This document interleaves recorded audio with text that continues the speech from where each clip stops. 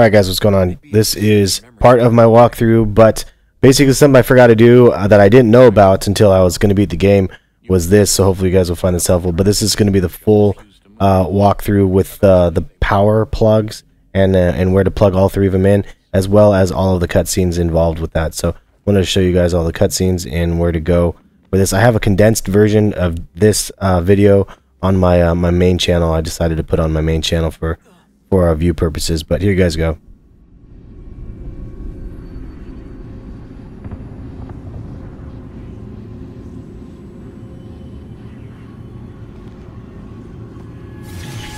In the beginning, when we thought we could be saved, we sought to face the sun's wrath and contain it.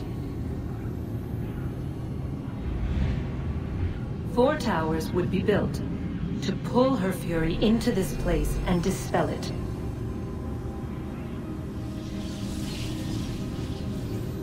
But even with all we knew, with all we had, it would take too long. 1,000 years we could labor and still the work would not be done. The first tower was never completed. The project abandoned. We moved on. But while we labored on other endeavors, a few returned. They thought to automate the process. Metal might finish what flesh could not.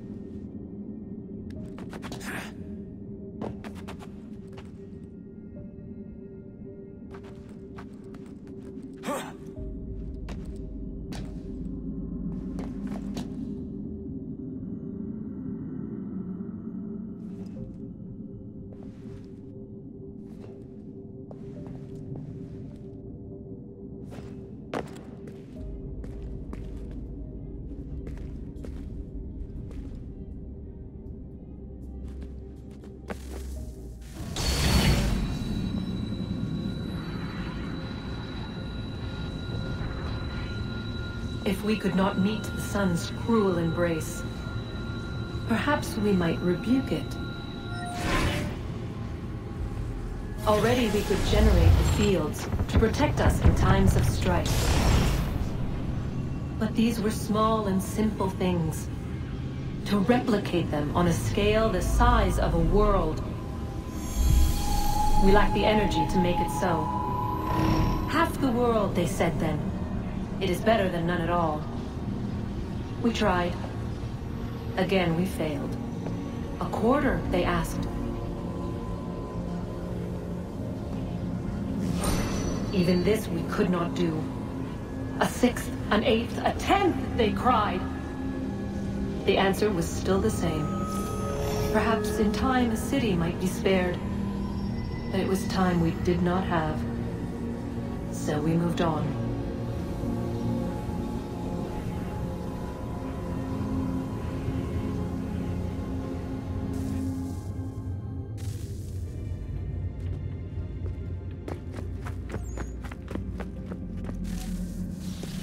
Wonder what's inside.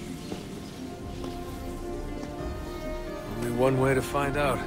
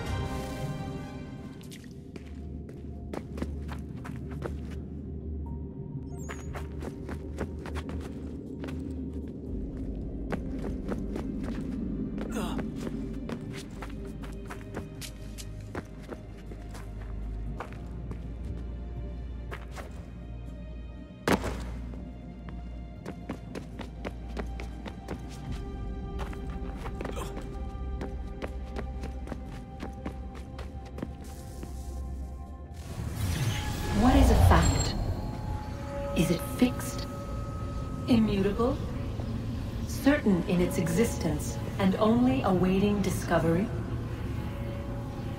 Or might it be changed? Here we learned the answer, and thought that it might save us. They were used to command, to control, to own. But we soon discovered another use. When enough sat in thrall and were told to believe, their thoughts took on form. What was imagined became real. If 100 minds could wish away a wall or create a tree, what might 1,000 do? 10,000? More? Might we change the consensus and will the thread away? We resolved to send one into the sky where it might illuminate us all. Once placed, a sentence would be uttered. Make us safe. In this way, we would change the consensus. We would save the world. But it never came to be. We sent a dozen of them skyward, but there was no way to maintain control, to direct the beam, to enthrall the world, to speak the words. Though this was strange and dangerous, what we tried next was worse.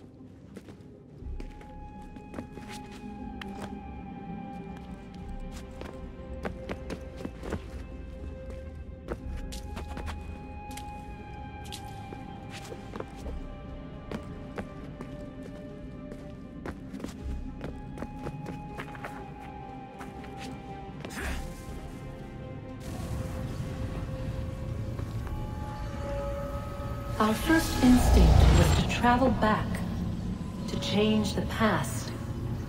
But we could not find a way. But forward, we could look forward. And so here we sought to see beyond ourselves, and know what was to come. First we watched to learn if our work would succeed. But the answer was always the same. So we moved on to other things, but she remained. The one you call Minerva. In time, she too stopped looking, and instead began to speak. She called out across time, in the hopes that you might be saved. She hid messages where none might find them, save for you and those within this place. Fascinating. Tired of it. The cryptic warnings, the threats. Just tell us what you want! But they are. We saw the Nephilim there. We seemed like grasshoppers in our own eyes, and we looked the same to them. Imagine trying to explain all this to a 2-year-old, to a grasshopper. When they said the will of the gods was unknowable, they meant it. Literally.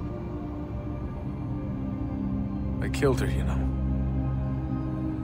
I killed Lucy. It was the apple, son. It was Juno. I saw what she was. What would happen if I let her live? I could have stopped myself. I mean, there was a force there. But I didn't have to. I chose to. Desmond. Lucy was going to betray us and take the apple back to Abstergo. I saw the satellite launched. I saw them turn it on, and then... it failed. Whatever's on the other side of that door, it benefits Juno. We need to be careful.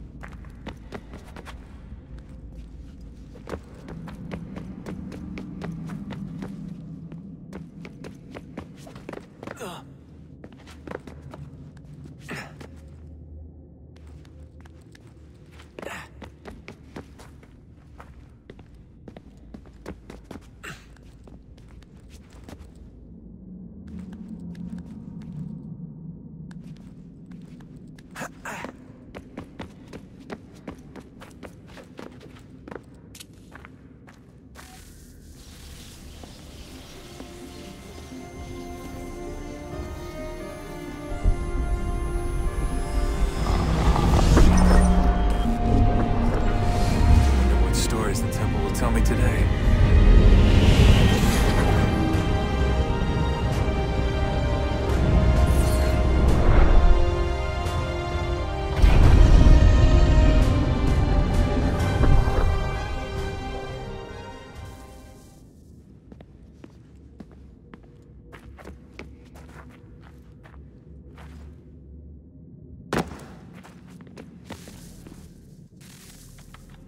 I'm telling you, there's something down here. Don't be daft.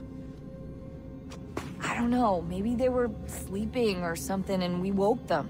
Some kind of cryogenics? Or hibernation. I mean, how do we know what the hell they were doing down here? They were working on a bunch of different solutions, but nothing worked. Just went from one to the next, and then... I don't know. They must have left at some point. After the end. I wonder what the world would be like if they'd succeeded. I'm more concerned about what it'll be like if we don't. Salvation. They found a way. Too late for them, but not for you. Sealed to protect it. Though now it bars your way. Find the key.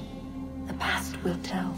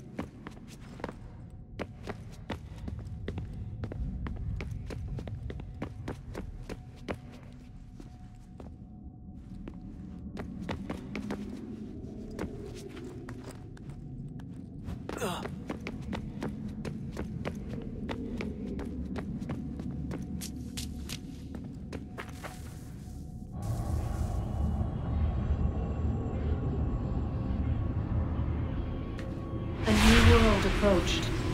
One that was dark and cold. It would consume us. For we were flesh, and flesh is frail.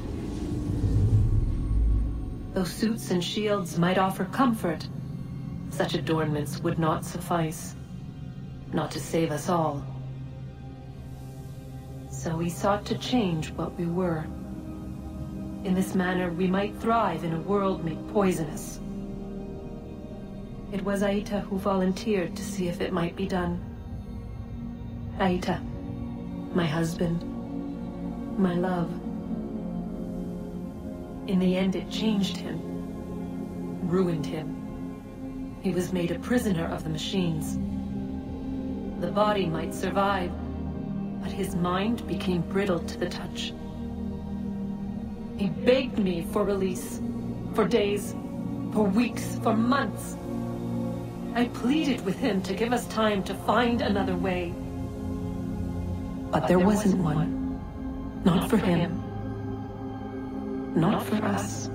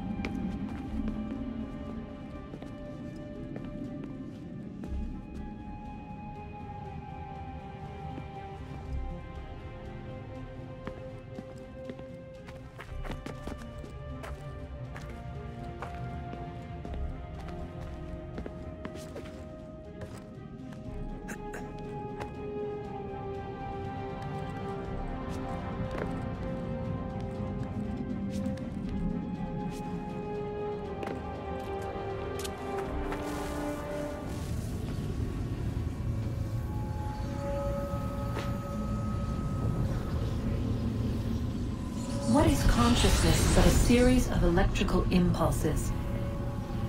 And the body a vessel to hold these sparks. But it is weak. In time, it decays and crumbles into dust.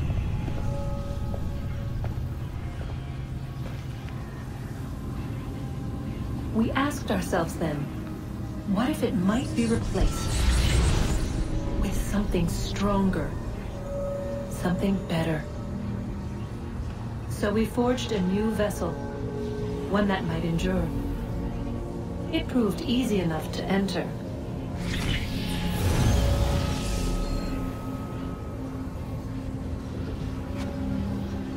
But to leave required something more, something wrong. And so this too they abandoned. I wondered, though, were they right to turn away?